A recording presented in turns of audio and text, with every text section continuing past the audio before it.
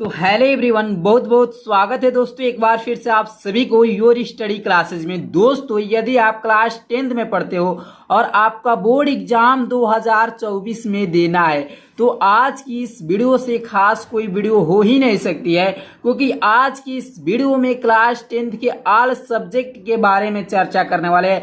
यानी 600 में 600 नंबर की तैयारी कराने वाले हैं आज की इस वीडियो में। देख सकते हैं कि साल सब्जेक्ट के सारे महत्वपूर्ण प्रश्नों का संग्रह आज की इस वीडियो में है, जो कि बोर्ड एग्जाम 2024 की दृष्टि से काफी महत्वपूर्ण है। यानी 2024 में 100% आने का चांस है इसका। इसलिए इस वीडियो को एक बार शुरू से लेकर अंत तक देखिए। अगर वीडियो अच्छी लगेगी तो वीडियो को लाइक कर दीजिए। चैनल पर पहली बार आएंगे तो प्लीज चैनल को भी सब्सक्राइब कर लीजिए। तो इस वीडियो में किताब को खत्म करके सारे के सारे महत्वपूर्ण प्रश्नों को लाया गया है, ठीक है। और प्रश्न की खासियत क्या है, तो प्रश्न की खासियत भी देख सकते हैं कि ये प्रीवियस ईयर क्वेश्चन पेपर में पूछा गया और प्रश्न है, एनसीईआरटी के और बार बार आने वाले पेपर में ये प्रश्न है, ठीक है। इसलिए इस वीडियो को एकदम थोड़ा सा भी मिस्टेक मत कीजिए और इनमें दिए गए प्रश्नों को एकदम क्लियर करते चलिए, ठीक है। क्योंकि 600 में 600 नंबर लाने की बात है। ऑल सब्जेक्ट की तैयारी करा रही है इस वीडियो में। पूरे साल की तैयारी मात्र 2 घंटे का लगातार महामैराथन में आपका समाप्त हो जाएगा। पूरे किताब से महत्वपूर्ण प्रश्नों का संग्रह है इस वीडियो में। देख सकते हैं कि हिंदी है, अंग्रेजी है, विज्ञान है, सामाजिक विज्ञान है, चित्रकला प्लस में गृह विज्ञान है और गणित है, ठीक है। 6 सब्जेक्ट है इसमें और 600 नंबर की तैयारी कराने वाला हूं। इसलिए इस वीडियो को एकदम फुल वॉच कीजिए। आज की ये वीडियो देखने के बाद आपका एकदम सारा के सारा डाउट क्लियर हो जाएगा, ठीक है। तो सबसे पहले हम बात करते हैं हिंदी सब्जेक्ट पर, ठीक है। हिंदी सब्जेक्ट पर बात करते हैं। तो ये रहा आपका हिंदी क्लास 10th हिंदी, ठीक है। 2024 में आएगा। बस आपको इतना टॉपिक पढ़ लेना है जितना मैं बता रहा हूं। अगर आप उतना तैयारी कर लेते हैं तो 100% गारंटी देता हूं कि 2024 में वही प्रश्न पूछा जाएगा, ठीक है। जितना मैं बता रहा हूं उतना आप एकदम सिर्फ तैयार कर लीजिए, ठीक है। तो आपका जो पहला प्रश्न, सबसे पहले बात करते हैं हिंदी गद्य के महत्वपूर्ण बहुविकल्पीय प्रश्न। यानी सबसे पहले हम 20 MCQ पर बात करते हैं कि 20 MCQ आता है तो कहां से आता है, ठीक है। तो आपका जो हिंदी में गद्य है, गद्य से आपको कितने, तो 5 महत्वपूर्ण बहुविकल्पीय प्रश्न तैयार कर लेना है। मैं बताऊंगा कि ये कहां से मिलेगा महत्वपूर्ण बहुविकल्पीय प्रश्न, ठीक है। उस महत्वपूर्ण बहुविकल्पीय प्रश्नों को भी मैं डिस्क्रिप्शन में दे दूंगा, लिंक जाकर देख लीजिएगा, ठीक है। तो गद्य से आपका कितने प्रश्न, तो वहां से आपको 5 नंबर का प्रश्न पूछा जाता है बहुविकल्पी में, ठीक है, हिंदी गद्य से, ठीक है। अब बात करते हैं आगे हिंदी पद के महत्वपूर्ण बहुविकल्पी। ये हिंदी पद से भी 5 नंबर का महत्वपूर्ण बहुविकल्पी प्रश्न आपको पूछा जाता है। ये भी मैं बता दूंगा कि कहां से आपको तैयारी करना है कि आपको 5 नंबर तैयारी हो जाए एकदम महत्वपूर्ण बहुविकल्पी प्रश्न, ठीक है।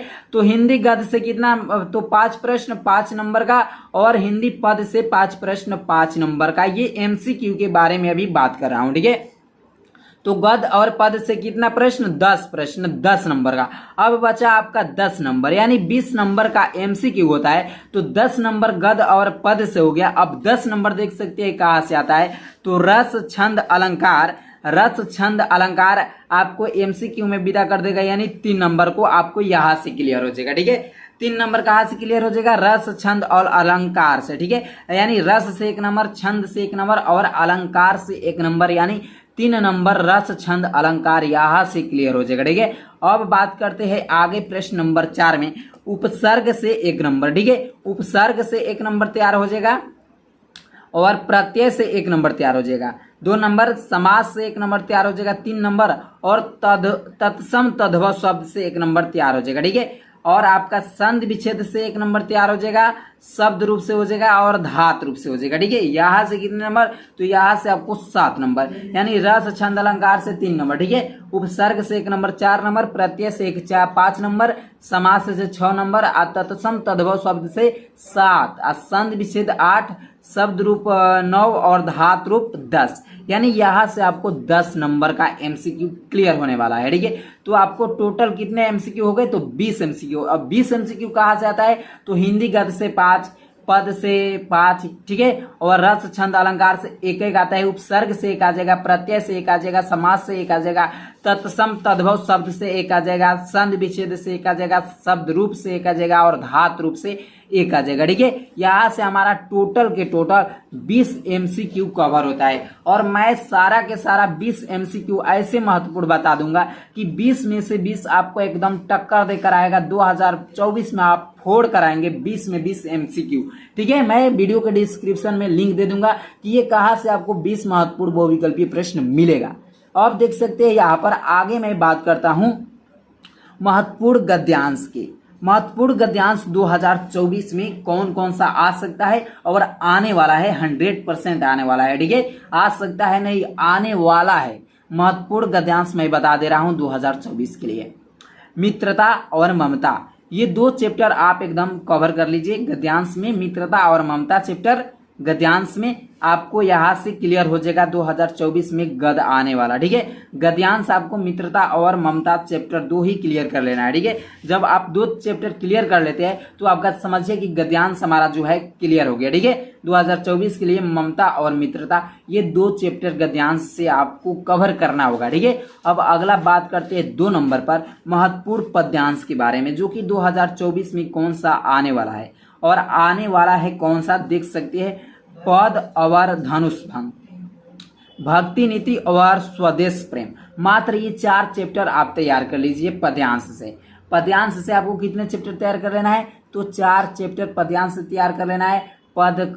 पद से धनुष भंग चैप्टर, भक्ति नीति और स्वदेश प्रेम, ये 4 चैप्टर आप तैयार कर लो। महत्वपूर्ण पद्यांश के ये 4 चैप्टर है जो कि बोर्ड एग्जाम 2024 के लिए काफी महत्वपूर्ण है, ठीक है। गद्यांश में मात्र आपको 2 तैयार करना है, ममता और मित्रता। ममता और मित्रता 2 चैप्टर तैयार कर लीजिए गद्यांश में। और पद्यांश में मात्र 4 चैप्टर तैयार कर लीजिए। पद चैप्टर, धनुष भंग चैप्टर, भक्ति नीति चैप्टर और स्वदेश प्रेम, ये 4 चैप्टर आप तैयार करके ही बोर्ड एग्जाम में जाना है आपको, ठीक है। अब बात करते हैं आगे 3 नंबर पर। 3 नंबर प्रश्न में क्या, महत्वपूर्ण लेखक तथा कवि का जीवन परिचय। महत्वपूर्ण लेखक तथा कवि को मैं बता दे रहा हूं कि आपको कौन से लेखक का जीवन परिचय तैयार कर लेना है और कौन से कवि को जीवन परिचय तैयार कर लेना है, ताकि बोर्ड एग्जाम 2024 में आपको 100% देखने को मिल जाए, ठीक है। तो लेखक की सबसे पहले बात करता हूं, तो मात्र लेखक में 2 ही आपको लेखक को तैयार कर लेना है जीवन परिचय। एक आचार्य रामचंद्र शुक्ल जी का और एक जयशंकर प्रसाद। 2 लेखक कौन कौन से, आचार्य रामचंद्र शुक्ल और जयशंकर प्रसाद, ये 2 लेखक को तैयार कर लीजिए। बोर्ड एग्जाम 2024 में 100% पूछा जाएगा, ठीक है। तो 2 लेखक आचार्य रामचंद्र शुक्ल और जयशंकर प्रसाद ये तैयार कर लो, ठीक है। अब कवि के बारे में बात कर दूं तो कवि में 3 तैयार कर लेना है, एक सूरदास जी का जीवन परिचय, एक तुलसीदास जी का और एक महादेवी वर्मा कवित्री का, ठीक है। ये आपको 3 कवि में जीवन परिचय तैयार कर लेना है, सूरदास, तुलसीदास और महादेवी वर्मा। यानी कवि में आपको 3 कवि का जीवन परिचय तैयार कर लेना है, सूरदास, तुलसीदास, महादेवी वर्मा। और लेखक में 2 लेखक को तैयार कर लेना है, आचार्य रामचंद्र शुक्ल और जयशंकर प्रसाद। जयशंकर प्रसाद, आचार्य रामचंद्र शुक्ल बोर्ड एग्जाम 2024 की दृष्टि से 100% गारंटेड है, ठीक है। और कवि में 3, सूरदास, तुलसीदास और महादेवी वर्मा, ये 5 लेखक और कवि को तैयार कर लीजिए जीवन परिचय। ये अगर 5 तैयार कर लेते हैं लेखक प्लस कवि का जीवन परिचय, तो आपको 100% देखने को मिलेगा बोर्ड एग्जाम 2024 में। अब आगे बात करता हूं 4 नंबर प्रश्न पर। 4 नंबर है कि संस्कृत हिंदी में अनुवाद कीजिए। आपको संस्कृत में दे दिया जाएगा गद्यांश, गद पद, ठीक है। और आपको कहेगा कि उसको हिंदी में अनुवाद करना है, उसका अर्थ लिखना है हिंदी में, ठीक है। संस्कृत में दिया जाएगा और आपको हिंदी में उसको अनुवाद करना होता है, ठीक है। तो आपको मात्र 3 चैप्टर ही बता रहा हूं, 3 चैप्टर आप कवर कर लीजिए। संस्कृत वाला चैप्टर 3 आप उसको हिंदी में अनुवाद कर लेना एकदम सीख लीजिए। आपको 100% 2024 के लिए 100% काफी महत्वपूर्ण है, ठीक है। यानी वाराणसी चैप्टर है, विरह वीरेण पूज्यते चैप्टर है और भारतीय संस्कृति ये चैप्टर है। यानी 3 चैप्टर टोटल बता रहा हूं संस्कृत गद्यांश पद्यांश में, ठीक है। संस्कृत गद्यांश पद्यांश में आपको 3 चैप्टर को कवर कर लेना है। वाराणसी चैप्टर, वीर वीरेण पूज्यते चैप्टर और भारतीय संस्कृत चैप्टर। ये 3 चैप्टर तैयार करके आप बोर्ड एग्जाम 2024 में चले जाना। 100% गारंटी के साथ कहता हूं कि इस तीनों चैप्टर में से पक्का आपको देखने को मिलेगा, 100% देखने को मिलेगा। इसलिए आप 3 चैप्टर तैयार कर लीजिए। वाराणसी चैप्टर, वीर वीरेण पूज्यते चैप्टर, भारतीय संस्कृत चैप्टर। ये 3 चैप्टर आपको तैयार करके ही बोर्ड एग्जाम 2024 में जाना है। ठीक है, अब अगला प्रश्न 5 नंबर पर बात कर रहे हैं। 5 नंबर प्रश्न है कि एक श्लोक लिखिए। आपको कहेगा कि एक श्लोक लिखिए जो कि आपको इस प्रश्न पत्र में नया हो। आपको प्रश्न पत्र में एक श्लोक भी आएगा। एक श्लोक माने एक आपको पद्यांश दिया जाएगा, उसका संस्कृत हिंदी में अनुवाद करने के लिए। तो उस जो श्लोक आएगा उस श्लोक को छोड़कर आप कोई भी एक श्लोक लिख सकते हैं। तो मैं सिर्फ आपको 2 श्लोक बता दे रहा हूं। इसी 2 श्लोक में से अगर कोई एक आ सकता है तो एक नहीं आएगा। मात्र ये 2 श्लोक तैयार करके आपको चले जाना है। इसी श्लोक में से आपको एक लिख कर पक्का आ जाएंगे। एक देखने को मिलेगा तो एक नहीं मिलेगा। ठीक है, एक ही आपको देखने को मिलेगा। तो आप 2 तैयार कर लेते हैं। मान लीजिए अगर आपको ये देखने को मिल गया तो ये आप लिख कर आ जाइएगा। अगर ये देखने को मिल गया तो ये लिख कर आ जाइएगा। कोई एक ही देखने को मिलेगा और नहीं भी देखने को मिलेगा। ठीक है, तो आप मात्र 2 श्लोक को तैयार कर लीजिए। एकदम 100% वादा के साथ कह रहा हूं कि ये आपको लिख कर ही आएंगे। ये तैयार कर लेंगे तो पक्का लिख कर आपको मौका मिलेगा लिखने का। ठीक है, तो ये श्लोक आपको मैं बता दे रहा हूं। पहला श्लोक क्या है कि सर्वे भवन्तु सुखिनः, सर्वे सन्तु निरामया, सर्वे भद्राणि पश्यन्तु, मा कश्चित् दुःख भाग भवेत्। क्या है आपका पहला श्लोक कि सर्वे भवन्तु सुखिनः, सर्वे सन्तु निरामया, सर्वे भद्राणि पश्यन्तु, मा कश्चित् दुःख भाग भवेत्। ये आपको एक श्लोक तैयार कर लेना है। और दूसरा श्लोक क्या है? दूसरा श्लोक है कि बंधनम मरणम वापि जयो यापि पराजया, बंधनम मरणम वापि जयो वापि पराजया, उभयत्र समवीरः, उभयत्र समवीरः, वीरभावो ही वीरता, वीरभावो ही वीरता। आपको ये एक श्लोक तैयार कर लेना है। टोटल आपको 2 श्लोक तैयार कर लीजिए। 100% आपको मौका मिलेगा एक न एक लिखने का। ठीक है, तो आप 2 श्लोक क्या तैयार कर लीजिए। सर्वे भवन्तु सुखिनः, सर्वे सन्तु निरामयाः, सर्वे भद्राणि पश्यन्तु, मा कश्चित् दुःख भाग भवेत्, और बंधन मरणम वापि जयो वापि पराजया, उभयत्र समो वीरः, वीरभावो ही वीरता। ये आप 2 श्लोक को तैयार कर लीजिए। ठीक है, अब अगला बात करते हैं 6 नंबर पर कि आपको 2 प्रश्न का उत्तर संस्कृत में देना होगा। ठीक है, आपको 2 हिंदी में दे देगा और 2 प्रश्नों का आपको उत्तर संस्कृत में देना होगा। सिर्फ 2 ही आपको देना होगा। आएगा 3 या 4, आपको 3 या 4 देता है लिखने का, आपको 2 ही लिखना होता है। ठीक है, उस प्रश्नों का उत्तर संस्कृत में देना होता है। तो मैं बता दूंगा कि 2 कहाँ से ये तैयार कर लेना है, संस्कृत का। ठीक है, अब अगला है सबसे महत्वपूर्ण टॉपिक। ये टॉपिक जो है आपके एकदम बोर्ड एग्जाम में सीधा 9 नंबर पर ढकेल देता है। 9 नंबर यहाँ से कवर होता है आपको। ठीक है, तो ये 7 नंबर टॉपिक क्या है कि किसी एक विषय पर आपको निबंध लिखना होगा। आपको 5 निबंध दे दिया जाएगा, 5 टॉपिक दे दिया जाएगा। ठीक है, और 5 टॉपिक में कहेगा कि किसी एक ही टॉपिक पर आपको क्या करना होता है, निबंध लिखना होता है। तो मैं बता दे रहा हूं कि आपको 5 कौन कौन सा टॉपिक तैयार करना है ताकि बोर्ड एग्जाम 2024 में आपको भी मौका मिले लिखने का। तो ये 5 आप तैयार कर लीजिएगा। कौन कौन सा? तो पर्यावरण प्रदूषण, कारण एवं निवारण। पर्यावरण प्रदूषण का कारण एवं निवारण सहित आपको निबंध लिखना होगा, जो कि ये एकदम वेरी वेरी मोस्ट इंपोर्टेंट है। ये 7 कोड में से कम 4 या 5 कोड में तो पक्का इसको ढकेलता है, हर एक साल ढकेलता है। पर्यावरण प्रदूषण कारण एवं निवारण, इसको 100% देता है, हर कोड में देता है। ठीक है, इसलिए इसको भी आप तैयार कर लीजिए। बोर्ड एग्जाम 2024 की दृष्टि से ये भी काफी महत्वपूर्ण है, पर्यावरण प्रदूषण कारण एवं निवारण। ठीक है, अब अगला है राष्ट्र प्रेम या स्वदेश प्रेम, यानी पूछ देगा राष्ट्र प्रेम के टॉपिक नाम से या स्वदेश प्रेम। ये कहिए राष्ट्र प्रेम कहिए से या स्वदेश प्रेम कहिए, बात तो एक ही है, टॉपिक एक ही है। ठीक है, तो राष्ट्र प्रेम के नाम से भी पूछ सकता है या स्वदेश प्रेम के नाम से भी पूछ सकता है। तो आपको घबराने की बात नहीं है, आपको समझना है कि राष्ट्र प्रेम ही है। ठीक है, तो ये भी आपको तैयार कर लेना है निबंध, ये भी एकदम काफी महत्वपूर्ण निबंध है।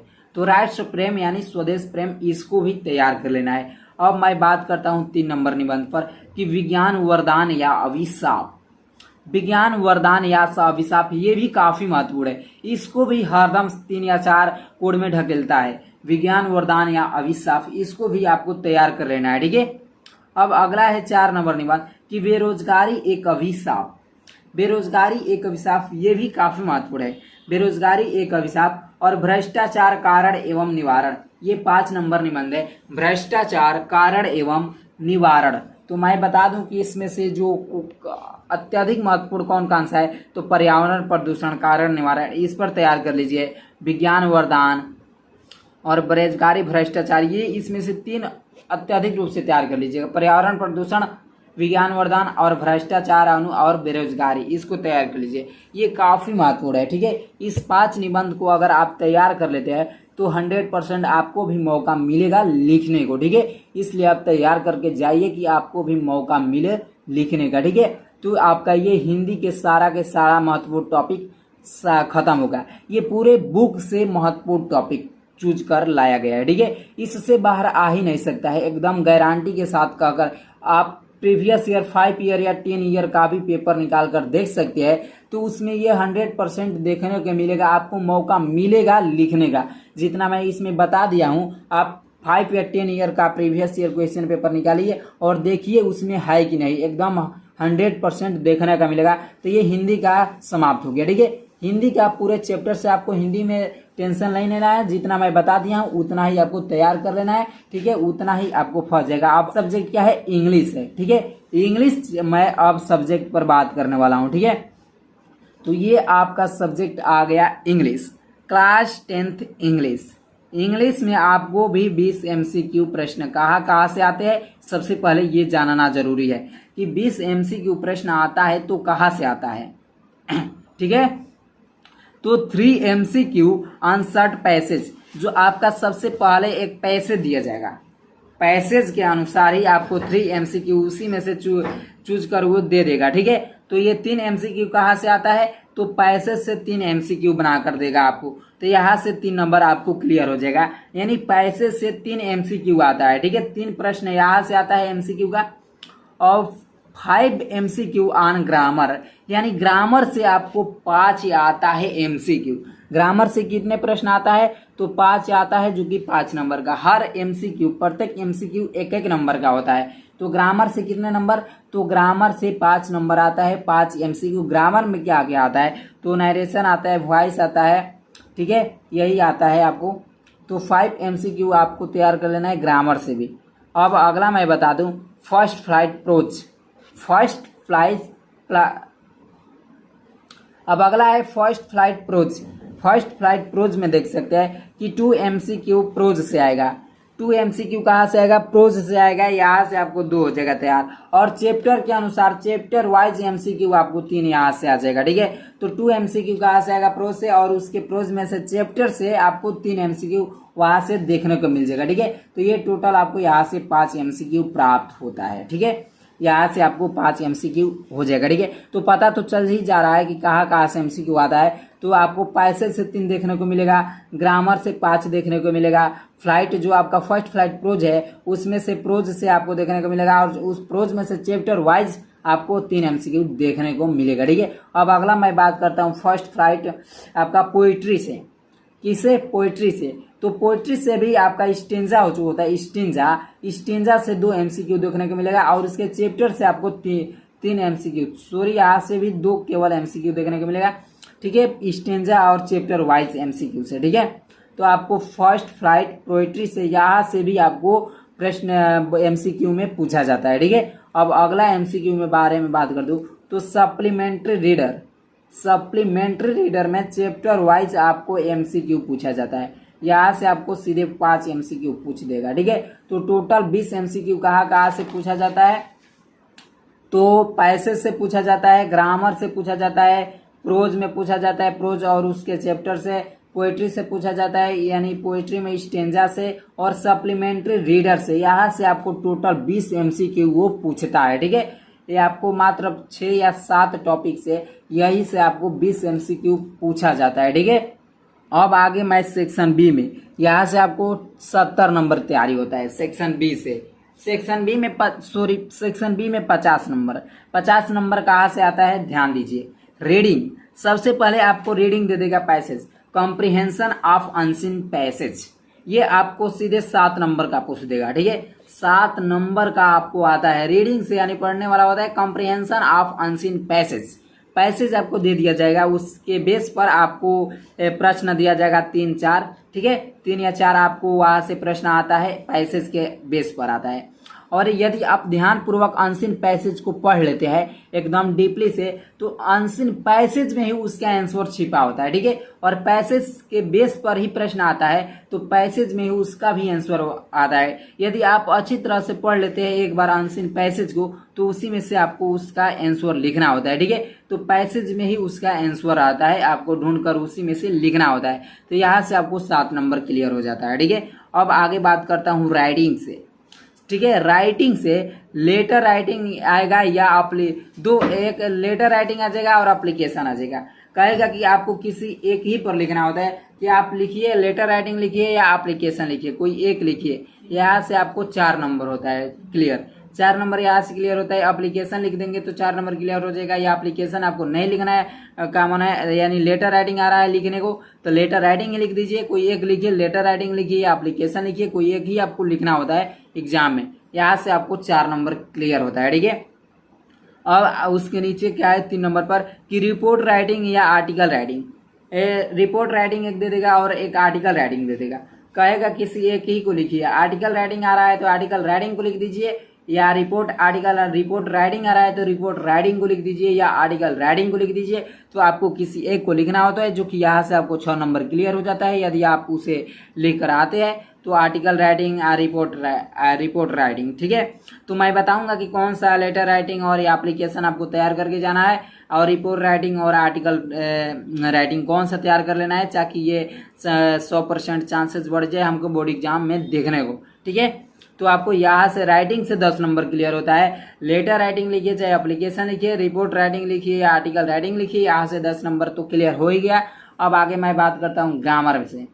तो ग्रामर में आपको 11 नंबर का प्रश्न पूछा जाता है, 10 से 11 नंबर का। ठीक है, और ग्रामर में कहाँ से आता है, तो एक ग्रामर नरेशन दे देगा, वॉइस दे देगा एंड पंक्चुएशन दे देगा। ठीक है, grammar narration voice and punctuation यहाँ से। ठीक है, कन्वर्सन या चेंजिंग टू सेंटेंसेस कर देगा। ठीक है, यहाँ से आपको 6 नंबर के दोनों मिलकर आता है।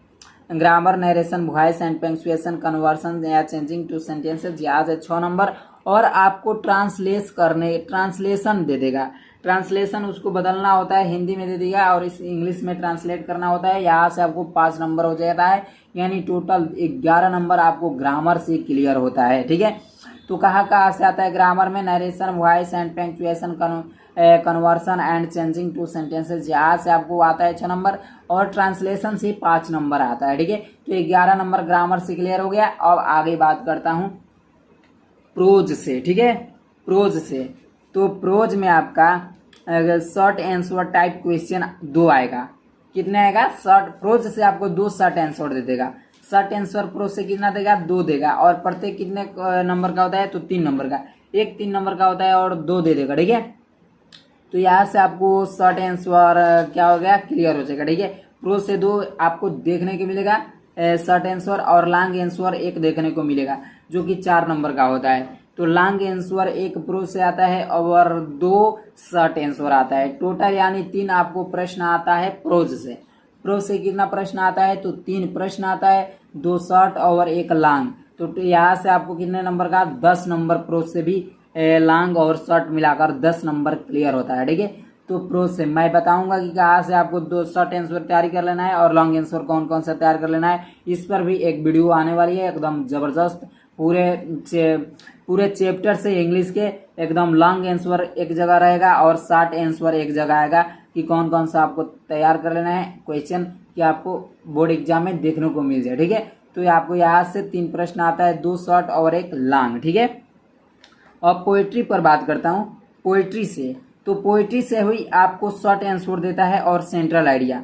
शॉर्ट आंसर दे देगा। और सेंट्रल आइडिया आपको पोइट्री से आता है आपको लिखने का, ठीक है। तो सेंट्रल आइडिया आपको 4 नंबर और शॉर्ट आंसर जगह आएगा 2 नंबर, यानी यहाँ से आपको पोइट्री से 6 नंबर क्लियर हो जाएगा, ठीक है। तो शॉर्ट आंसर तैयार कर लीजिएगा और सेंट्रल आइडिया पोइट्री से तैयार कर लीजिए, ठीक है। अब आगे मैं बात करता हूँ सप्लीमेंट्री रीडर से। सप्लीमेंट्री रीडर से, तो सप्लीमेंट्री रीडर से भी शॉर्ट आंसर आपको पूछा जाता है और लॉन्ग आंसर पूछा जाता है। यहाँ से भी आपको लॉन्ग और शॉर्ट आंसर 3 पूछा जाता है, 2 लॉन्ग और 1 शॉर्ट, यानी यहाँ से भी 3 प्रश्न पूछा जाता है, 2 शॉर्ट और 1 लॉन्ग आंसर सप्लीमेंट्री रीडर से। तो आपको तैयार कर लेना है, मतलब इंग्लिश में इतना ही तैयार कर लेना है। सप्लीमेंट्री रीडर से 2-3 प्रश्न तैयार कर लेना है, 2 शॉर्ट 1 लॉन्ग, और पोइट्री में क्या 1 शॉर्ट तैयार कर लेना है और 1 सेंट्रल आइडिया तैयार कर लेना है, और प्रोज में 3 क्वेश्चन आंसर तैयार कर लेना है, 2 शॉर्ट और 1 लॉन्ग, ठीक है। और ग्रामर में क्या तैयार कर लेना है, तो ट्रांसलेशन आपको जब आप पढ़े होंगे तो ट्रांसलेशन कर सकते हैं, तो यहाँ से 5 नंबर तैयारी हो जाएगा। और ग्रामर नरेशन में वॉइस एंड पंक्चुएशन, कन्वर्सन या चेंजिंग टू सेंटेंसेस, यहाँ से आपको तैयारी कर लेना है, ठीक है। और लेटर राइटिंग या एप्लीकेशन आपको तैयार करके रह जाना है, ठीक है। लेटर राइटिंग और एप्लीकेशन दोनों को तैयार कर लीजिएगा ताकि 4 नंबर वहाँ से भी आपको कंफर्म हो जाए। और रिपोर्टिंग राइटिंग या आर्टिकल राइटिंग ये भी आपको तैयार कर लेना है ताकि 6 नंबर यहाँ से भी क्लियर हो जाए, ठीक है। और कॉम्प्रिहेंशन अनसीन पैसेज बता दिया जाएगा कि कौन सा अनसीन पैसेज आता है। अनसीन पैसेज को आपको घड़वाने की बात नहीं है, अनसीन पैसेज उसको पढ़कर आप एकदम इजीली तरीका से आंसर उसका लिख सकते हैं, उसी में होता है, ठीक है। तो अनसीन पैसेज से ढेर घबराने की आपको बात नहीं है, ठीक है। तो ये आपका मैं बता दिया कि इंग्लिश में कितना तैयार कर लेना है, सारे के सारे जितना बताया उतना आप इंग्लिश में तैयार कर लीजिएगा, ठीक है। अब अगला मैथ सब्जेक्ट के बारे में बात करने वाला हूँ, ठीक है। अब आपका अगला सब्जेक्ट है साइंस, ठीक है। साइंस है जो कि 70 नंबर यहाँ से भी क्लियर कराने वाला हूँ। पूरे किताब की महत्वपूर्ण प्रश्न है इसमें, पूरे किताब के महत्वपूर्ण प्रश्न है इसमें। क्लास 10th साइंस की अब सब्जेक्ट जो आपका है साइंस। इससे पहले अगर वीडियो को लाइक नहीं किया तो प्लीज वीडियो को लाइक कर दीजिए। अगर चैनल पर पहली बार आएंगे तो प्लीज चैनल को भी सब्सक्राइब कर लेना है, ठीक है।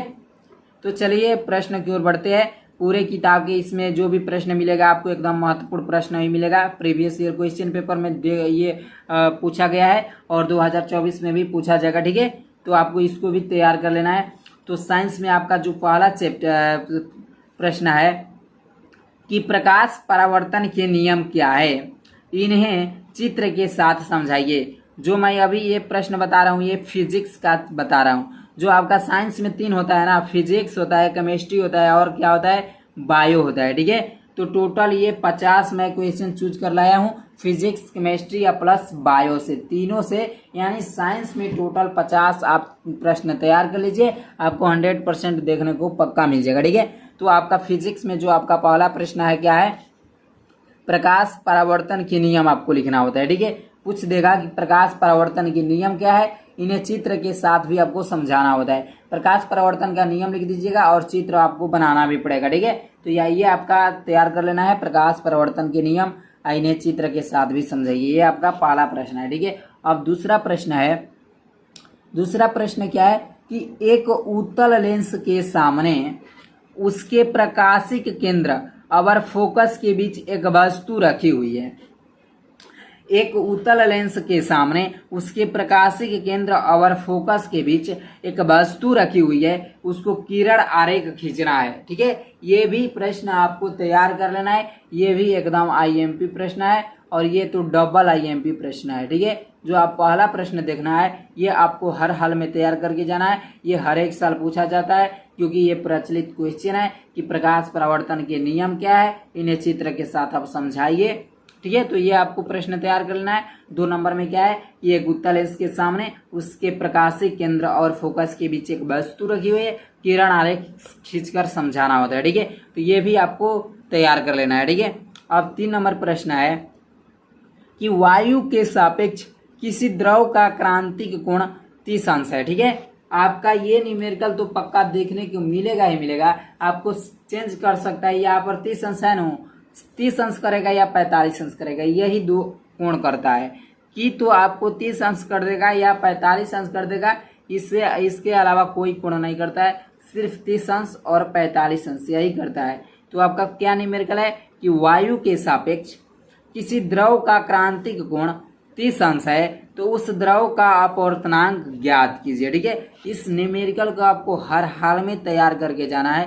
ठीक है, बोर्ड एग्जाम में आपको कैसे पूछ देगा कि वायु के सापेक्ष किसी द्रव का क्रांतिक कोण 30 अंश है तो उस द्रव का अपवर्तनांक ज्ञात कीजिए। ठीक है, अब अगला प्रश्न 4 नंबर है कि दूरदृष्टि दोष किसे कहते हैं।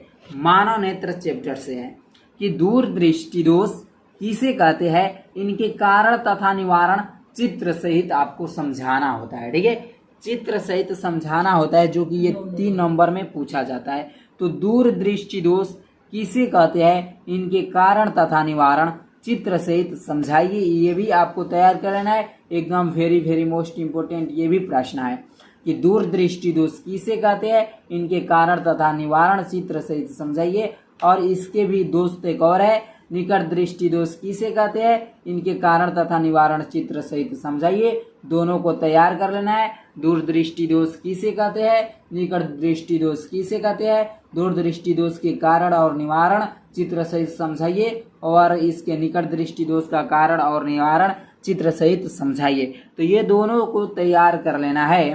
कोई एक आ सकता है, दूरदृष्टि आ जाए या निकट दृष्टि दोष आ जाए, कोई एक ही आएगा। कह देगा कि दूरदृष्टि दोष किसे कहते हैं, इनके कारण तथा निवारण चित्र से समझाइए, या निकट दृष्टि दोष किसे कहते हैं, इनके कारण तथा निवारण चित्र सहित समझाइए। ठीक है, ये भी आपको तैयार कर लेना है। अब अगला प्रश्न है 6 नंबर है। 6 नंबर है कि मानव नेत्र किसे कहते हैं। मानव नेत्र किसे कहते हैं तथा इनके प्रमुख भागों का भी वर्णन कीजिए। मानव नेत्र किसे कहते हैं, इसके चित्र को बनाकर इसके प्रमुख अंगों को भी क्या कर देना है, उसके नाम सहित दर्शा देना है। ठीक है, यही कह रहा है कि मानव नेत्र किसे कहते हैं तथा इनके प्रमुख भागों का भी वर्णन कीजिए। ये भी प्रश्न आपको तैयार करके बोर्ड एग्जाम में चले जाना है। अब अगला प्रश्न क्या है, अगला प्रश्न 7 नंबर है कि प्रकाश का वर्ण विक्षेपण क्या है।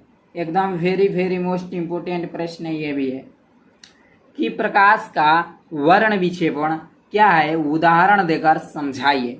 आपको उदाहरण देकर समझाना होता है, ये नहीं करना है कह दिया है कि उदाहरण देकर समझाइए, तो उदाहरण देकर आपको समझाना होता है। ये कर देंगे केवल प्रकाश का वर्ण विक्षेपण लिख देंगे और उसको उदाहरण देकर नहीं समझाएंगे तो आपको आधा नंबर कट जाएगा। ठीक है, आपको इस पर अंक निर्धारित है कि प्रकाश का वर्ण विक्षेपण क्या है, इसे लिख देंगे तो कितना नंबर मिल जाएगा, और उदाहरण देकर समझिए, उदाहरण एक देंगे समझा देंगे तो कितना नंबर मिल जाएगा। ठीक है, तो ऐसी गलती नहीं करना है। इसमें 2 प्रश्न उठ रहा है कि प्रकाश का वर्ण विक्षेपण क्या है और उदाहरण देकर समझाइए। तो ये नहीं करना है कि प्रकाश का वर्ण विक्षेपण को लिख देना है और उदाहरण देकर उदाहरण को नहीं देना लिखना है, तो ये आपका जो आधा ही नंबर प्राप्त होगा। ठीक है, इसलिए आधा नंबर को मत प्राप्त कीजिए, फुल में फुल नंबर प्राप्त कीजिए।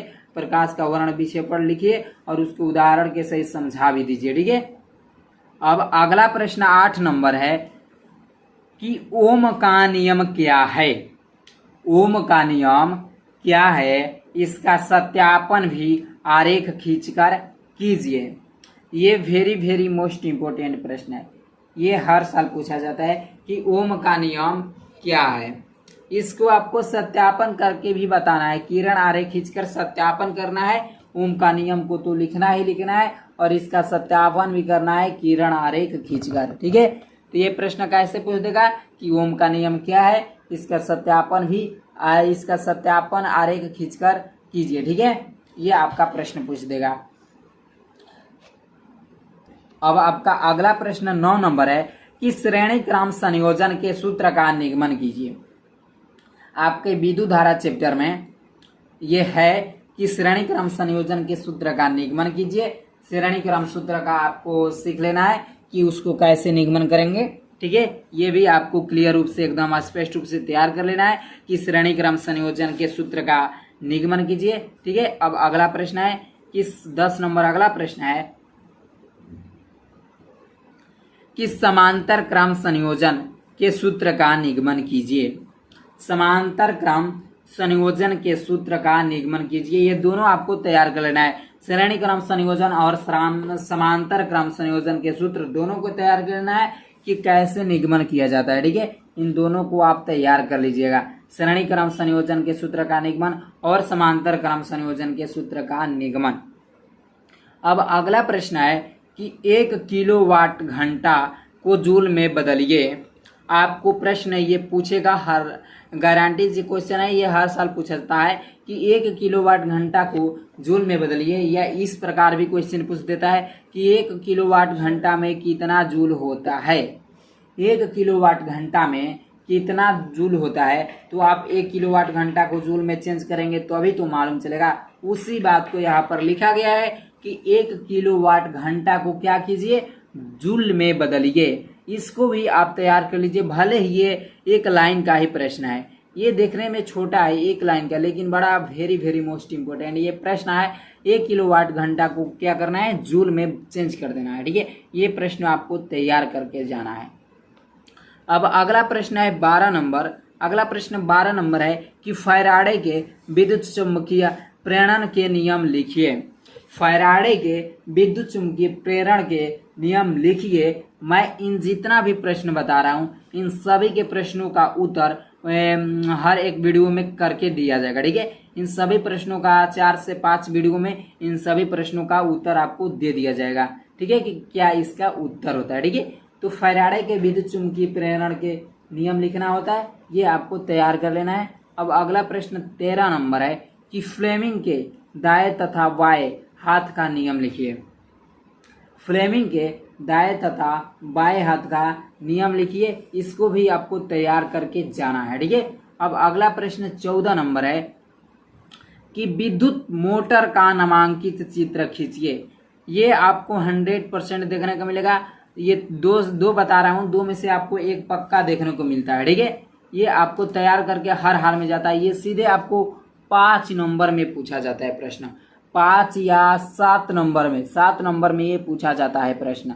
विद्युत मोटर और विद्युत जनित्र, ये आपको 5 या 7 नंबर में पूछा जाता है। इसको आपको हर हाल में तैयार करके जाना है। ठीक है, तो ये प्रश्न क्या है कि विद्युत मोटर का नामांकित चित्र खींचिए। सबसे पहले आपको विद्युत मोटर का नामांकित कर देना है, यानी चित्र बना लेना है, उसको नामकरण कर देना है, और इसका सिद्धांत तथा क्रियाविधि स्पष्ट कीजिए। ये किस सिद्धांत पर कार्य करता है, इसकी क्रियाविधि द्वारा इसके एकदम स्पष्ट कर देना है। ठीक है, तो सबसे पहले क्या करना है, विद्युत मोटर का चित्र बना लेना है, नामकरण कर देना है, उसको सिद्धांत बता देना है कि किस सिद्धांत पर विद्युत मोटर कार्य करता है, और इसके क्रियाविधि को भी स्पष्ट रूप से लिख देना है। ठीक है, तो विद्युत मोटर का नामांकित चित्र खींचिए, इसका सिद्धांत तथा क्रियाविधि को भी स्पष्ट कीजिए, तैयार कर लीजिएगा ये प्रश्न। अब अगला प्रश्न 15 नंबर है कि विद्युत जनित्र किस सिद्धांत पर कार्य करता है। विद्युत जनित्र किस सिद्धांत पर कार्य करता है, नामांकित चित्र बनाकर इसकी कार्यविधि को समझाइए। आपको ये 2 प्रश्न हर हाल में तैयार कर लेना है। विद्युत क्षेत्र के चुंबकीय क्षेत्र, विद्युत क्षेत्र के चुंबकीय प्रभाव चैप्टर से आपका ये 2 प्रश्न है, वेरी वेरी मोस्ट इम्पोर्टेंट प्रश्न है। ये चैप्टर ना है तो ये 2 प्रश्न ना है तो ये चैप्टर वे समाप्त हो जाएगा ढाला। ठीक है, तो विद्युत मोटर का नामांकित चित्र खींचिए, इसका सिद्धांत तथा क्रियाविधि को स्पष्ट कीजिए। विद्युत जनित्र किस सिद्धांत पर कार्य करता है, नामांकित चित्र बनाकर इसकी कार्यविधि को समझाइए। दोनों आपको तैयार करके हर हाल में जाना है। ठीक है, ये वेरी वेरी मोस्ट इम्पोर्टेंट है। ये कम से कम 7 में से हमको तो देखने को बुझाता है कि 5 या 6 कोड में पक्का देखने को मिलता है। ये हर एक कोड में दोनों साथ ही है। हर अगला कोड मान लीजिए पहला कोड में ये आ गया तो दूसरा कोड में इसको आना ही आना है। ठीक है, ये कभी कभी तो दोनों आ जाता है अथवा में करके, ये कभी कभी दोनों आ जाता है एक ही कोड में, इसलिए आपको तैयार कर लेना है। ये हर हाल में आपको देखने को मिलता है, तो तैयार कर लेंगे कि मौका हमको भी मिले लिखने को। ठीक है, तो अब अगला प्रश्न 16 नंबर है कि ओजोन क्या है। ओजोन क्या है, इसको भी आपको तैयार कर लेना है। ये भी 2 नंबर का प्रश्न पूछा जाता है कि ओजोन क्या है। ठीक है, तो आपका फिजिक्स के सारे इतने चैप्टर महत्वपूर्ण प्रश्न तैयार कर लेना है। 16 प्रश्न तैयार कर लेना है। अभी एमसीक्यू मैं नहीं बता रहा हूँ। ठीक है, एमसीक्यू बता दूंगा नेक्स्ट वीडियो में। ठीक है, कि एमसीक्यू आपको कौन सा तैयार कर लेना है, ताकि एमसीक्यू से भी मैं 20 नंबर फोड़कर आ जाऊं। ठीक है, तो 20 नंबर एमसीक्यू को भी तैयार करवा दूंगा। तो ये आपका जो है प्रश्न अगले लॉन्ग प्रश्न है। ठीक है, लॉन्ग शॉर्ट दोनों प्रश्न है, इसमें सबके सब मिलुआ जुलुआ प्रश्न है। तो क्या करना है, तो आपको 16 तैयार करना है फिजिक्स। और बात करते हैं इसी में साइंस में केमिस्ट्री। साइंस में आपका यहाँ से स्टार्ट होता है केमिस्ट्री, यहाँ से आपको केमिस्ट्री स्टार्ट होता है, ठीक है। तो केमिस्ट्री का पहला आपका प्रश्न है कि ऊष्माक्षेपी यानी दहन, ऊष्माक्षेपी यानी दहन एवं ऊष्माशोषी अभिक्रिया का क्या अर्थ है। ऊष्माक्षेपी एवं ऊष्माशोषी अभिक्रिया का क्या अर्थ है, इसको उदाहरण दीजिए। इस पर आपको उदाहरण देकर समझाना होता है कि ऊष्माक्षेपी एवं ऊष्माशोषी अभिक्रिया क्या, इसका क्या अर्थ है, इसको उदाहरण से आपको समझाना होता है, ठीक है। तो केमिस्ट्री का आपका पहला प्रश्न है कि ऊष्माक्षेपी एवं ऊष्माशोषी अभिक्रिया का क्या अर्थ है, इसको उदाहरण देकर समझाइए, ठीक है। अब अगला प्रश्न आए 18 नंबर कि रेडॉक्स अभिक्रिया पर संक्षिप्त टिप्पणी लिखिए। रेडॉक्स अभिक्रिया पर संक्षिप्त टिप्पणी लिखिए। ये वेरी वेरी मोस्ट इंपोर्टेंट प्रश्न दोनों है, ठीक है। रेडॉक्स अभिक्रिया पर संक्षिप्त टिप्पणी लिखिए, इसको भी तैयार कर लेना है। अब अगला प्रश्न है 19 नंबर कि निम्न को परिभाषित कीजिए। ये दो आपको ये पक्का देखने को मिलेगा, ठीक है। संक्षारण पर और विकृत गंधिता ये दोनों को परिभाषित करना होता है, ठीक है। तो ये दोनों वेरी वेरी मोस्ट इंपोर्टेंट है, ये 100% पूछा जाता है, ये हर साल बोर्ड एग्जाम में पूछा जाता है। संक्षारण और विकृत गंधिता क्या कह देगा कि निम्न पर टिप्पणी लिखिए, यानी निम्न को परिभाषित कीजिए या निम्न को टिप्पणी लिखिए, निम्न पर टिप्पणी लिखिए, संक्षारण और विकृत गंधिता, ठीक है। तो इन दोनों को तैयार कर लेना है, संक्षारण को भी और विकृत गंधिता को भी, ठीक है। इन दोनों को तैयार करके जाना है। अब अगला प्रश्न 20 नंबर है कि रासायनिक अभिक्रिया किसे कहते हैं, कि रासायनिक अभिक्रिया किसे कहते हैं या कितने प्रकार का होता है, उदाहरण दीजिए। रासायनिक अभिक्रिया किसे कहते हैं, सबसे पहले लिख देना है इसका थ्योरी लिख देना है, इसका परिभाषा लिख देना है कि रासायनिक अभिक्रिया किसे कहते हैं, तब से लिखना है कि यह कितने प्रकार का होता है और इसको उदाहरण के अनुसार समझा देना है, उदाहरण इसको दे देना है। रासायनिक अभिक्रिया किसे कहते हैं या कितने प्रकार का होता है और इसका उदाहरण दीजिए, ठीक है। इस प्रकार आपको प्रश्न देखने को मिलेगा बोर्ड एग्जाम में। अब अगला प्रश्न 21 नंबर है कि उदासीनीकरण अभिक्रिया क्या है। उदासीनीकरण अभिक्रिया क्या है, उदाहरण दीजिए। ये वेरी वेरी मोस्ट इंपोर्टेंट प्रश्न है, ठीक है, कि उदासीनीकरण अभिक्रिया क्या है, उदाहरण दीजिए। इसको भी आपको तैयार करके चले जाना है। अब अगला प्रश्न 22 नंबर है कि अम्ल क्षार एवं लवण, अम्ल क्षार एवं लवण की परिभाषा तथा उदाहरण लिखिए।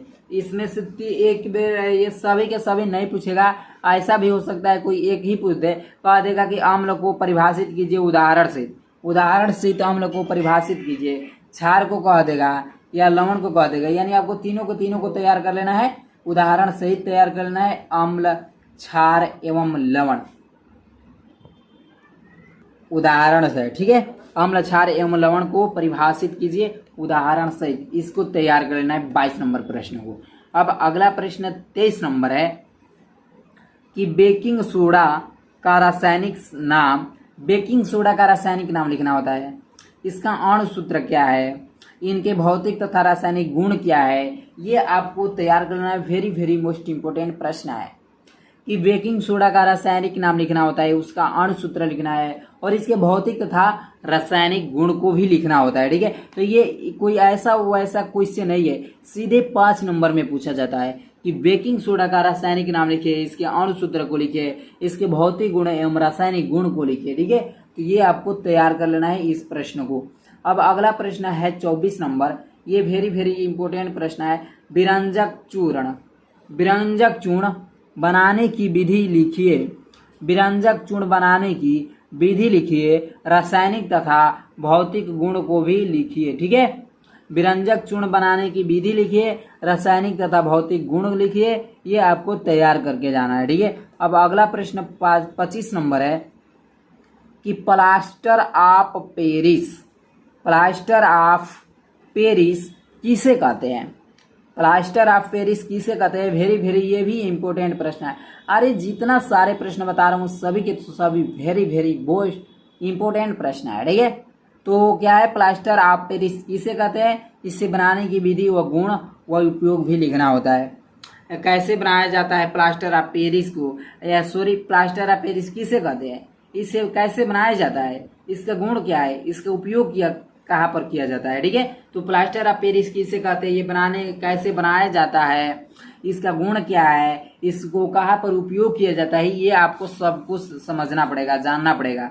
ठीक है, इसको भी तैयार कर लीजिएगा। प्लास्टर ऑफ पेरिस किसे कहते हैं, इसे बनाने की विधि, गुण व उपयोग क्या है। ठीक है, अब अगला प्रश्न 26 नंबर है कि अयस्क व खनिज को परिभाषित कीजिए।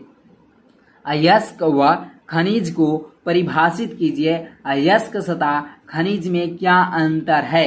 अयस्क व खनिज को परिभाषित कीजिए। अयस्क तथा खनिज में क्या अंतर है। इसमें से कोई ऐसा दोनों एक ही बार पूछता है, लेकिन कभी कभी ऐसा भी पूछ देता है, कह देगा कि अयस्क व खनिज को परिभाषित कीजिए, इतना भी कहकर छोड़ देगा। ठीक है, तो आपको अयस्क व खनिज को परिभाषित कर देना है, परिभाषा लिख देना है, या ऐसे भी ये भी प्रश्न बना सकता है केवल कि अयस्क तथा खनिज में क्या अंतर है।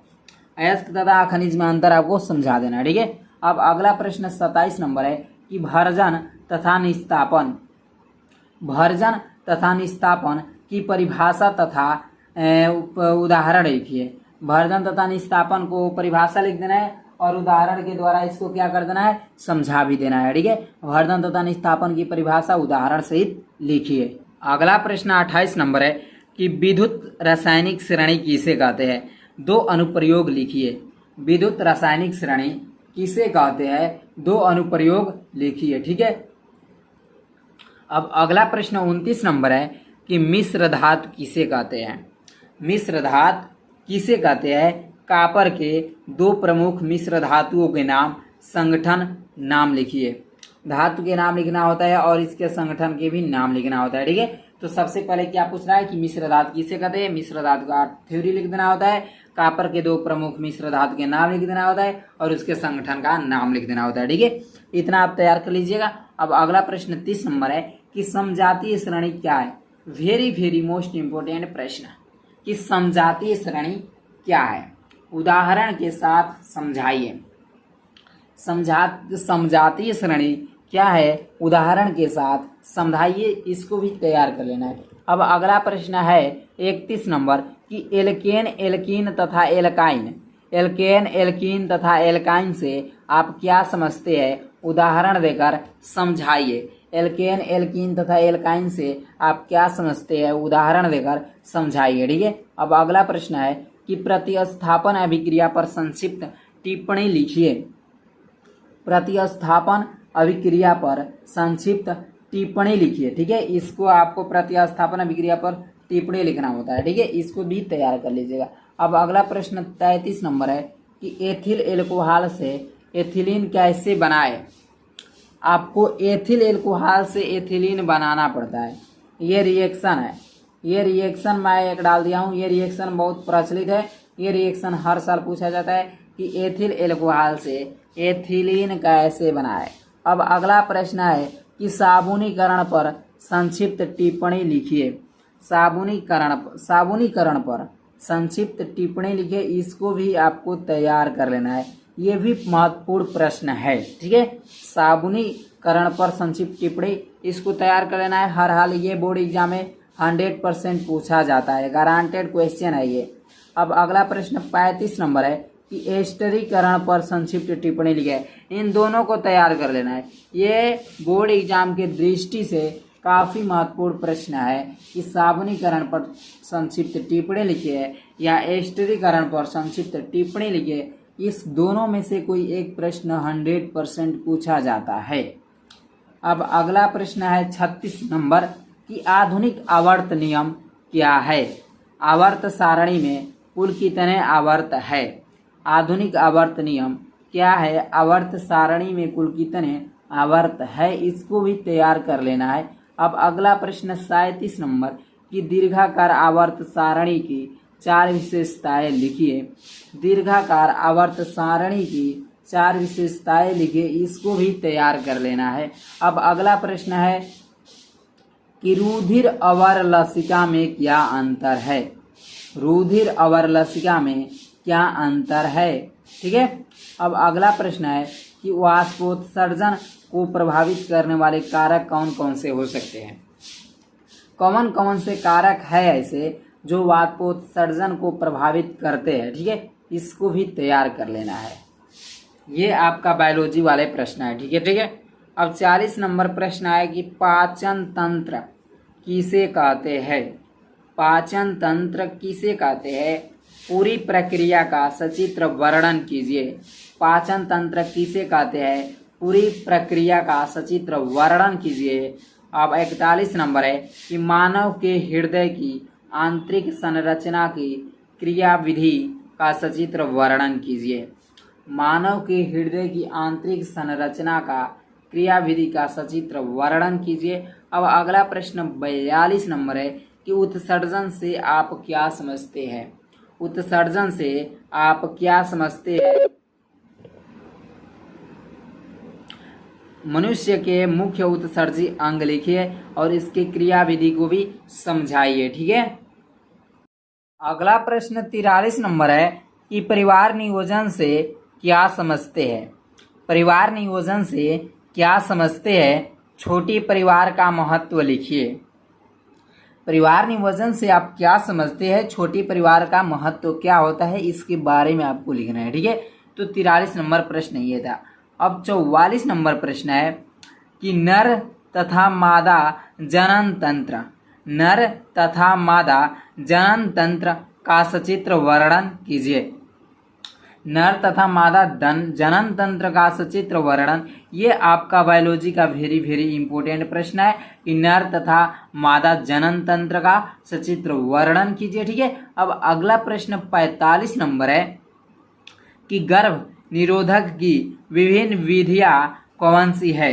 गर्भ निरोधक की विभिन्न विधियां कौन सी है, इसको भी आपको तैयार कर लेना है। ठीक है। अब अगला प्रश्न 46 नंबर है कि मेंडल के नियम से आप क्या समझते हैं? मेंडल के नियम से आप क्या समझते हैं, इसके बारे में लिखना है। अब अगला प्रश्न है 47 नंबर कि लिंग निर्धारण का सचित्र वर्णन कीजिए। लिंग निर्धारण का सचित्र वर्णन कीजिए।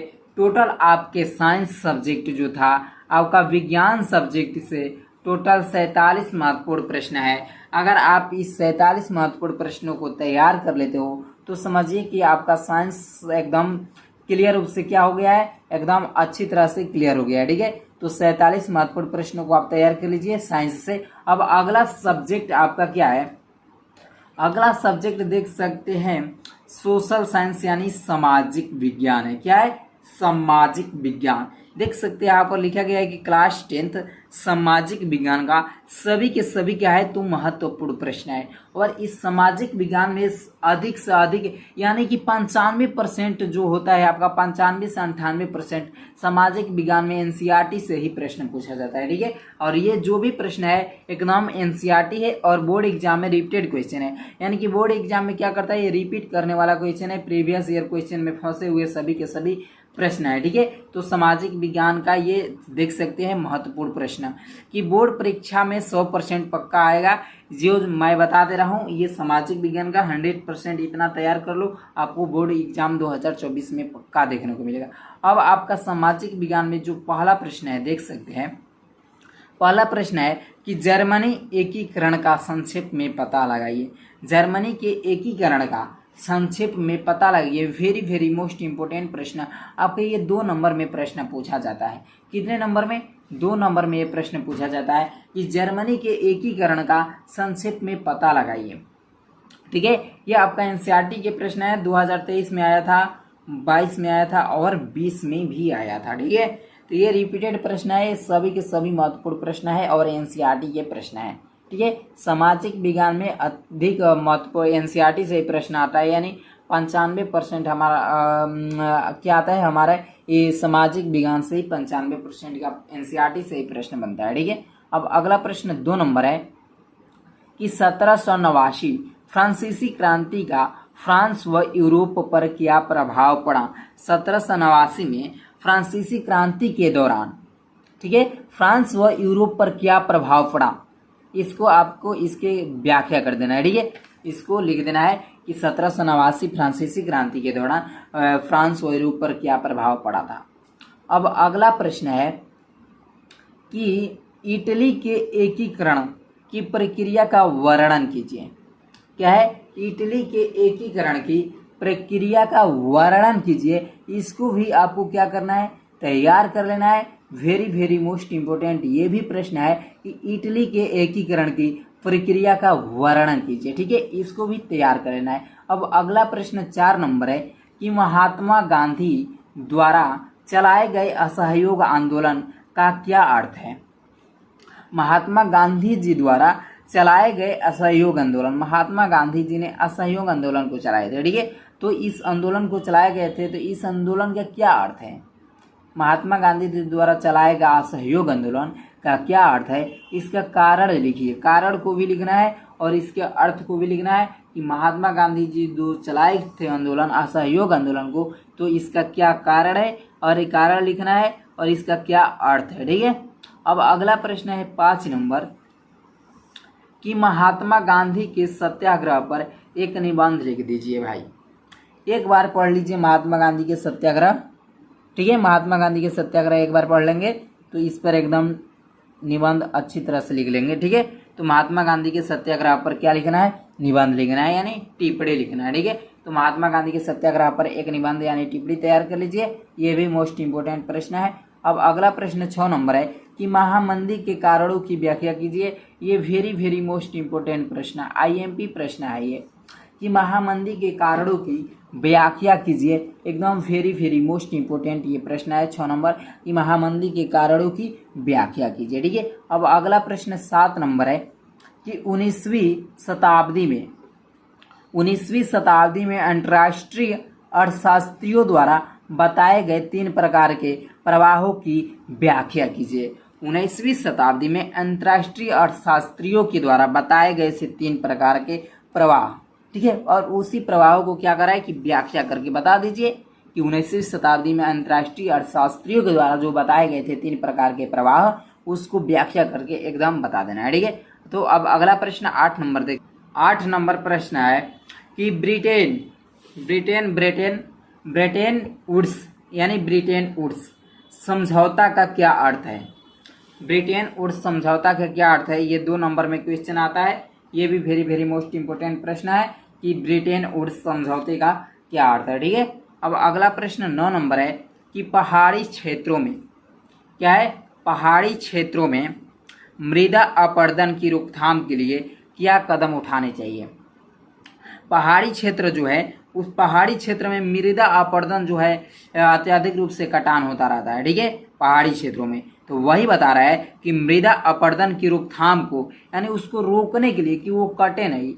ठीक है, तो उसको रोकने के लिए हमको क्या कदम उठाने चाहिए, क्या हमको उपाय करना चाहिए ताकि मृदा अपरदन का जो है कट ना हो। ठीक है, पहाड़ी क्षेत्रों में मृदा अपरदन का अत्यधिक कटाव होता है। ठीक है, तो इसीलिए इसको कह रहा है कि उस पर कौन सा कदम हम उठाए कि उसको रोक सके ताकि पहाड़ी क्षेत्रों में मृदा अपरदन का कटाव ना हो। ठीक है, तो इसको भी तैयार कर लीजिए। वेरी वेरी मोस्ट इंपोर्टेंट प्रश्न है ये भी कि पहाड़ी क्षेत्रों में मृदा अपरदन की रोकथाम के लिए क्या कदम उठाने चाहिए। अब आपका 10 नंबर प्रश्न है कि जैव और अजैव संसाधन क्या है? उदाहरण सहित आपको बताना है। ये दो देख रहे हैं जैव और अजैव, ये एकदम असली वेरी वेरी मोस्ट इंपोर्टेंट प्रश्न है। ये बार बार एग्जाम में पूछा जाता है भाई।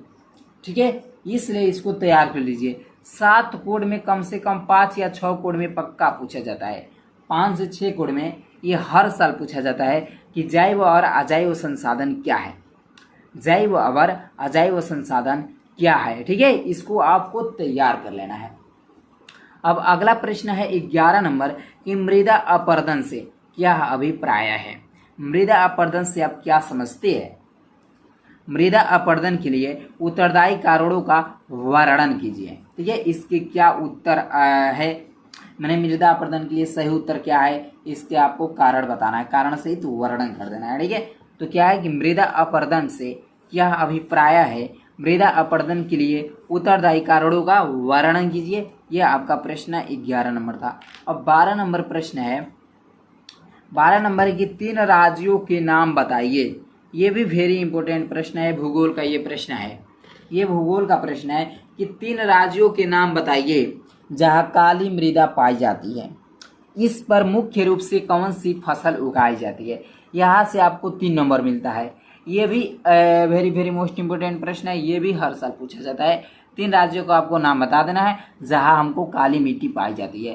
काली मिट्टी पाई जाती है उसके 3 राज्यों के नाम बता देना है, और इस काली मिट्टी पर मुख्य रूप से कौन सी फसल उगाई जाती है उस फसल के नाम को भी लिख देना है। ठीक है, तो ये आपको बता देना है 3 राज्य का नाम और काली मिट्टी पर मुख्य रूप से कौन सी फसल पाई जाती है, उगाई जाती है, ये भी आपको बता देना है फसलों के भी नाम। ठीक है, अब अगला प्रश्न 13 नंबर है।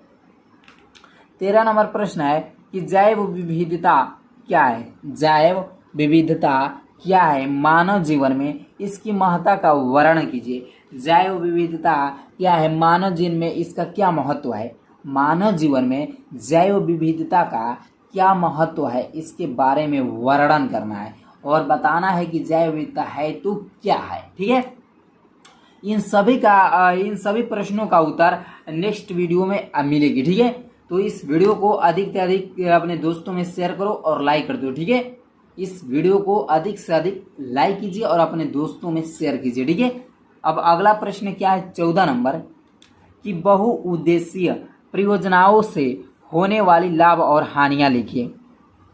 बहुउद्देशीय परियोजनाओं से होने वाली लाभ और हानियां लिखिए। ठीक है, इसको भी आपको तैयार कर लेना है।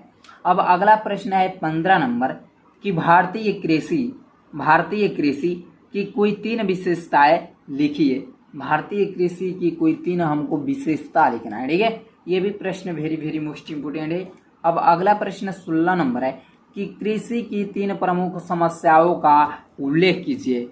कृषि की 3 प्रमुख समस्याओं का उल्लेख कीजिए। ठीक है, अब अगला प्रश्न है 17 नंबर कि चावल यानी धान कोई चावल खाते हैं। ठीक है, तो चावल की खेती के लिए उपयुक्त भौगोलिक परिस्थितियों का वर्णन कीजिए। मतलब वहाँ का परिस्थितियाँ कैसी होनी चाहिए, मौसम का ऐसा होना चाहिए, नमी कैसी होनी चाहिए, जगह कैसी होनी चाहिए। ठीक है, उसी के बारे में कह रहा है कि चावल की खेती करने के लिए हमको उपयुक्त भौगोलिक परिस्थितियों का वर्णन मतलब कैसा होना चाहिए वो आगे भौगोलिक परिस्थिति, इसके बारे में हमको क्या करना है, वर्णन करना है। उसी पर ये कह रही बात कि चावल की खेती के लिए उपयुक्त भौगोलिक परिस्थितियों का क्या कीजिए, वर्णन कीजिए।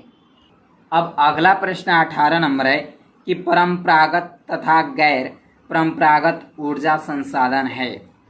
परंपरागत तथा गैर परंपरागत ऊर्जा संसाधन कौन कौन से है, इसको लिखना है। ठीक है, अब अगला प्रश्न 19 नंबर है कि ऊर्जा के गैर परंपरागत स्रोतों का वर्णन कीजिए। ऊर्जा के गैर परंपरागत स्रोतों का क्या करना है, वर्णन करना है। ठीक है, अब अगला प्रश्न है 20 नंबर कि सड़क परिवहन के 3 गुण बताइए। सड़क परिवहन के 3 गुण बताइए। ठीक है, अब अगला प्रश्न 21 नंबर है कि परिवहन तथा संचार के साधन किसी देश की जीवन रेखा तथा अर्थव्यवस्था क्यों कहे जाते हैं। कहने का मतलब इसका है कि परिवहन तथा संचार के जो साधन है इसको देश की जीवन की रेखा तथा अर्थव्यवस्था क्यों कहे जाते हैं, इसके बारे में बताना है कि कहा जाता है तो क्यों कहा जाता है। ठीक है, अब अगला प्रश्न 22 नंबर है कि गठबंधन सरकार से आप क्या समझते हैं। गठबंधन सरकार से आप क्या समझते हैं, इसके बारे में भी पढ़ लेना है। अब अगला प्रश्न 23 नंबर है कि संघवाद क्या है। संघवाद क्या है, इसकी प्रमुख विशेषताएं लिखिए। ठीक है, इसको भी आपको तैयार करके ही बोर्ड एग्जाम में जाना है। ये भी वेरी वेरी मोस्ट इंपोर्टेंट प्रश्न है कि संघवाद क्या है, इसकी प्रमुख विशेषताएं क्या है, लिखिए। अब अगला प्रश्न 24 नंबर है कि 1922 के संविधान संशोधन के पहले और बाद कह रहा है कि 1922 के जो संविधान संशोधन थे उस समय 1922 के पहले और 19 के 22 के बाद, यानी कि संविधान संशोधन के पहले और संविधान संशोधन के बाद के स्थानीय शासन के 2 महत्वपूर्ण अंतर लिखिए। 2 महत्वपूर्ण अंतर को बता देना है, क्या संविधान संशोधन के पहले का और संविधान संशोधन के बाद का। ठीक है, अब अगला प्रश्न 25 नंबर है कि भारत की विधायिकाओं में महिलाओं के प्रतिनिधित्व की क्या स्थिति क्या है। भारत की विधायिकाओं में महिलाओं के प्रतिनिधित्व की स्थिति क्या है, इसके बारे में बताना है। ठीक है, अब अगला प्रश्न 26 नंबर है कि बताइए कि भारत में किस तरह अभी भी जातिगत असमानताएं जारी है। भारत में अभी भी किस तरह जातिगत असमानताएं जारी है, इसको बताना है। ठीक है, अब अगला प्रश्न है आपका 27 नंबर कि लोकतंत्र किस तरह उत्तरदायी जिम्मेवाद और वैध सरकार का गठन करता है। लोकतंत्र किस तरह उत्तरदायी जिम्मेवाद और वैध सरकार का गठन करता है, इसको तैयार कर लेना है। ठीक है, अगला प्रश्न 28 नंबर है कि लोकतंत्र के प्रमुख चुनौतियों का वर्णन कीजिए। लोकतंत्र के प्रमुख चुनौतियों का वर्णन कीजिए। ठीक है, इसको तैयार कर लेना है। अब अगला प्रश्न 29 नंबर है कि विकास मापने का यूएनडीपी क्या है। यूएनडीपी यानी विकास मापने का यूएनडीपी का मापदंड किन पहलुओं में विश्व बैंक के मापदंड से अलग है। मतलब विकास मापने का जो मापदंड है वो क्या है, यूएनडीपी है। ठीक है, और ये यूएनडीपी जो है विश्व बैंक के मापदंड से किस प्रकार अलग है, इसके बारे में आपको अंतर बता देना है। ठीक है, अब अगला प्रश्न 30 नंबर है कि असंगठित कार्य क्षेत्र से आप क्या समझते हैं। असंगठित कार्य क्षेत्र से आप क्या समझते हैं, किन्हीं 3 समस्याओं को लिखिए। इसके 3 समस्याओं को लिखना है असंगठित कार्य के क्षेत्र। ठीक है, अब अगला प्रश्न है आपका 31 नंबर कि संगठित और असंगठित क्या है। संगठित और असंगठित क्षेत्र की रोजगार परिस्थितियों की तुलना कीजिए। संगठित और असंगठित क्षेत्र की रोजगार परिस्थितियों के क्या करना है, आपस में तुलना करवाना है, संगठित से और असंगठित, यानी संगठित क्षेत्र की रोजगार परिस्थितियां और असंगठित क्षेत्र की रोजगार परिस्थितियों से आपस में दोनों में तुलना करना है। ठीक है, अब अगला प्रश्न 32 नंबर है कि वैश्वीकरण से आप क्या समझते हैं। इसको वेरी मोस्ट इंपोर्टेंट प्रश्न मान लो भाई। वैश्वीकरण से आप क्या समझते हैं, इसके लाभ बताइए। वैश्वीकरण से क्या क्या लाभ है, वैश्वीकरण से आप क्या समझते हैं, इससे लाभ क्या है, इसको लिख देना है। ठीक है, अब अगला प्रश्न है 33 नंबर है कि भारत में उपभोक्ता आंदोलन का आरंभ करने के लिए उत्तरदायी कारणों की व्याख्या कीजिए।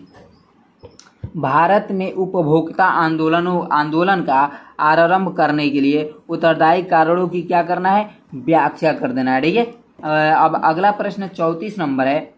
34 नंबर है कि ऐसे कारकों की चर्चा करें जिनमें उपभोक्ता का शोषण होता है।